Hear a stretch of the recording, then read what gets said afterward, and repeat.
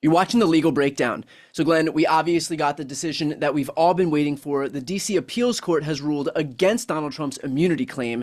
So, the big question revolves around the timeline here and whether we can expect the DC trial to happen before the election. So, first, can you speak on how quickly any appeal will take? Like, does Trump have to file an appeal within a certain amount of time here? Yeah, so what the appellate court did was they set a very short fused deadline.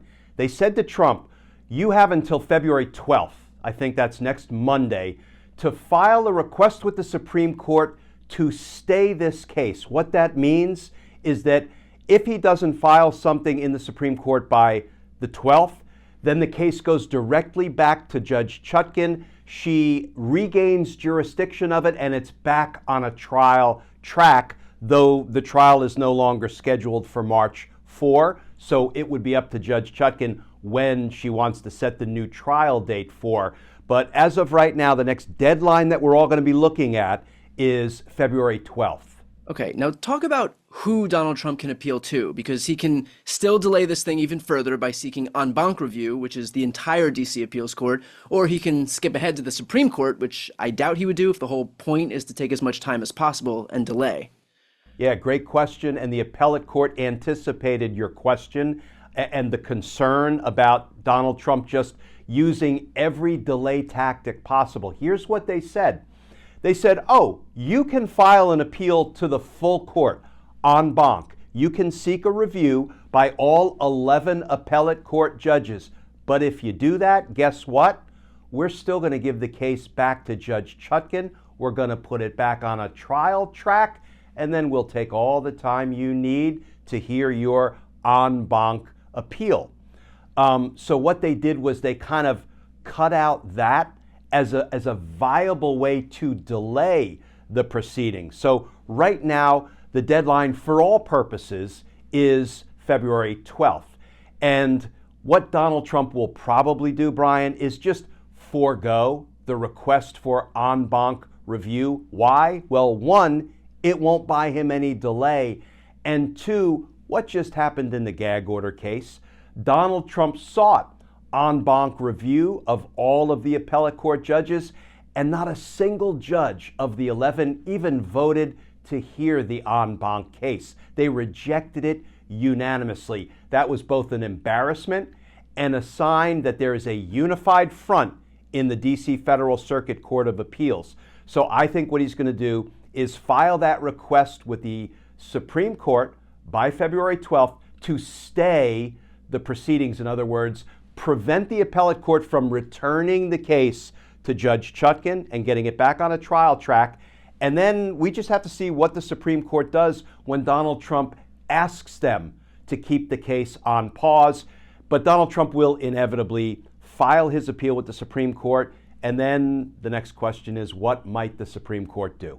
Well, I don't want to bury the lead here, but that's kind of a brilliant move by the DC Court of Appeals, because we all know that the whole point of this thing is just to seek as much delay as possible. Donald Trump was absolutely going to avail himself of en banc review so that he can have another step in this whole process. He's going to lose this whole thing, but he wants as many steps as possible because he wants to push this thing until after the election. But here, the three-judge panel at the DC Appeals Court, they basically said, the only way that you can avail yourself of this intermediary step, meaning en banc review, is that you also risk having this case go immediately back to the trial court and get back on trial track. Is that right? Yeah, it was a really nice move by the appellate court because they clearly appreciate the urgency of the moment. Now, some people were starting to say, wait a minute, they've had this for a month. It took them 4 weeks to decide it. Well, first of all, that's still light speed for an appellate court. And what they did in those 4 weeks, Brian, is they crafted a bulletproof, a very strong, scholarly legal opinion that the Supreme Court really will have no way around. It doesn't mean the Supreme Court won't accept it for review and try to find a way around it, but let me just read like 2 sentences that kind of go right to the heart of what the appellate court just ruled. They said, we cannot accept former President Trump's claim that a president has unbounded authority to commit crimes that would neutralize the most fundamental check on executive power, the recognition and implementation of election results. Nor can we sanction Trump's apparent contention that the executive, the president, has carte blanche to violate the rights of individual citizens to vote and have their votes counted. Former President Trump's stance would collapse our system of separated powers by placing the president beyond the reach of all three branches of government. They crafted a bulletproof opinion that ultimately I believe the Supreme Court will affirm, but really the question remains, will the Supreme Court accept it for review and affirm it, or will they just reject it? Will they refuse to take it up for review, which means we are right back in the chute for trial? Now, let's talk about the timeline for a DC trial. If the Supreme Court does resolve this issue in a reasonable amount of time or a quick amount of time, I mean, we've had, I would presume, a reasonable amount of time for the Supreme Court, maybe 4, 5, 6 weeks, something in that ballpark. I mean, the appeals court took exactly 28 days, 4 weeks. Could the trial still happen before the election? Absolutely. And frankly, I think the odds of the trial happening in advance of the 2024 presidential election just spiked significantly because, this could end up being returned to the trial court literally within the next 4 weeks, 5 weeks, maybe 6 weeks. And then we're right back on a trial track. So what the judge has signaled to the parties, the prosecutors and the defense attorneys, is that as soon as I get it back, I'm going to give you all enough time to prepare. What does enough time to prepare look like? I would say it looks like between 6 weeks, 8 weeks or so. And then we're going to trial, and there's nothing that can derail the trial. Doesn't mean Donald Trump won't try to derail it in any number of ways, including firing his attorneys and then saying, oh, I need to hire more attorneys, and they need time to prepare. Let me tell you, Brian, Judge Chutkan will have none of those dilatory tactics. So I think it is realistic and likely that the case will be tried well in advance of the 2024 election. Okay, talk about the timeline of the trial itself, like from beginning to end. If this takes over, for example, the May 20th slot, if the Florida case being presided over by Judge Cannon, if that gets pushed, which we'll know an answer to that question on or around March 1st, then where would that land us in terms of a sentence from beginning to sentence? Yeah, great question. So let's start with from jury selection to verdict. I would project that will take about 4, maybe 5, maybe 6 weeks. It'll take about a week to pick a jury, and it will probably take 4 weeks or so to try the case on the merits. Then once you put it in the hands of the jury and jury deliberations begin, Brian, I've had, for example, first-degree murder cases where a jury has reached a verdict in 45 minutes.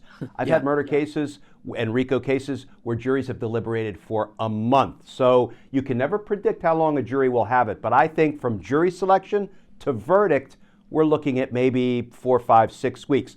Sentencing is a different question.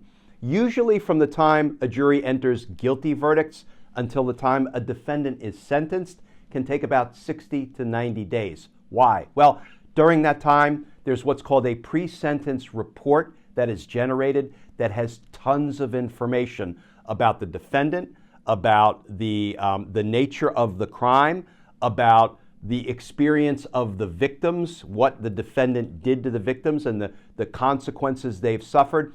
And then it talks about things like the educational background, the employment history, the family history, the health history, the criminal history of the defendant. And it's a really fulsome piece that is given to the judge to assist the judge in reaching the most appropriate sentence. That tends to take about 60 days. So from the date of conviction, the date of a guilty verdict, until the date of sentencing, it could be a couple of months. Now, in terms of the verdict then, if this thing does take over the May 20th date that the Florida trial, the classified documents trial would have taken, then we're looking at June, maybe the beginning of July until we get a verdict. So that's about 5, 6 weeks from the end of May to the beginning of July. So we could be looking at a verdict here at the beginning of July, which means August, September. We could be looking at a sentence as early as the beginning of September. So I guess that raises the question that kind of reared its head in 2016, where the federal government had made remarks about Hillary Clinton close to the election. Could a federal sentence having an impact on the election? Could that be taken into account here? Could that be delayed or pushed? The good news is absolutely not, because once a case is in the hands of the court, it's up to the judge. It has nothing to do with DOJ at that point saying, well, we have an upcoming election, judge, so we're going to kind of back off a little bit. We want you to continue the sentencing until after the election. That is not the way it works. There is a DOJ policy, a norm, a tradition that says in the 60 days before an election, the Department of Justice shouldn't take any overt law enforcement action that could be perceived as political or could have an impact on the election. But all bets are off once a case has been indicted, once a case is in trial or has been set for trial, or there's been a guilty verdict and we're now pending sentencing. It is entirely in the hands of the judge, and the DOJ policy against doing anything that could impact an election is no longer a player. And I think Merrick Garland even made noises to that effect in a recent interview.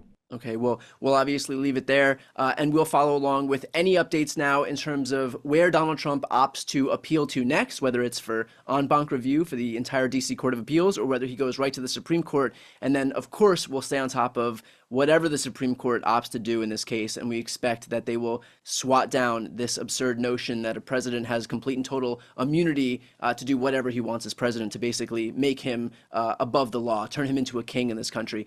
With that said, if you want to follow along, please make sure to subscribe. The links to both of our channels are right here on this screen. I'm Brian Tyler Cohen. And I'm Glenn Kirshner. You're watching The Legal Breakdown.